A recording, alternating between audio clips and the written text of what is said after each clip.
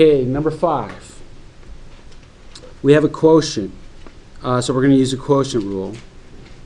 The top is u. U is e to the x.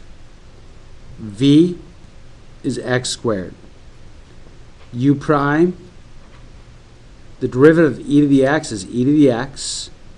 V prime, the derivative of x squared is 2x.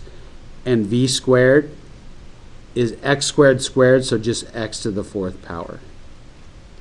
Okay, you have to put it in this order because division is not commutative like multiplication is.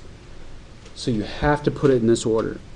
VU prime, which is x squared e to the x.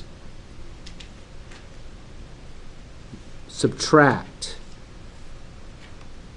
2x e to the x all over x to the 4th. Now that's dy dx. That's finished. Let me show you one thing that, this is completely finished, but I want to show you one thing that's going to help you in the future is notice that there's an e to the x in common on top. So dy dx, if I factor out a common e to the x, it leaves me with x squared minus 2x all over x to the 4th.